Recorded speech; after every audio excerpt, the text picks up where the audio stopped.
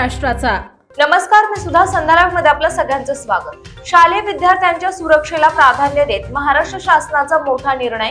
राज्यात महाराष्ट्र मोटार वाहन शालेय बस नियमन सुधारित नियम 2026 लागू करण्यात आले असून विद्यार्थ्यांच्या सुरक्षेसाठी कडक नियमांसोबतच स्कूल बस चालकांनाही मोठा दिलासा देण्यात आलाय। राज्यातील शालेय बस नियमांमध्ये मोठे बदल करण्यात आले असून विद्यार्थ्यांच्या सुरक्षेला प्राधान्य देत सरकारने 3 महत्त्वाचे निर्णय घेतलेत।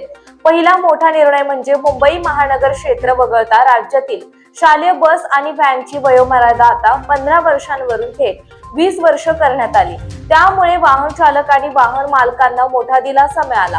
दुसरा महत्त्वाचा बदल म्हणजे शालेय बसचे भाडे आता संबंधित प्रादेशिक परिवहन प्राधिकरण म्हणजेच आरटीओ ठरवणार आहे। त्यामुळे मनमानी भाडेवाढीला आळा बसण्याची शक्यता आहे। तर तिसरा आणि सर्वात महत्त्वाचा निर्णय म्हणजे प्रत्येक शालेय बसमध्ये GPS, panic button, fire alarm, CCTV कॅमेरे, डिजिटल सेफ्टी सिस्टीम, पालकांसाठी लाईव्ह लोकेशन ऍप, विद्यार्थ्यांची डिजिटल उपस्थिती प्रणाली आणि प्रत्येक सीटला सीट बेल्ट असणे आता अनिवार्य करण्यात आले। या नव्या नियमांमुळे विद्यार्थ्यांचा शालेय प्रवास अधिक सुरक्षित, पारदर्शक आणि हायटेक होणार। पालकांनीही आपल्या मुलांच्या बसमध्ये या नियमांचे पालन होत आहे का याची खात्री करून घ्यावी।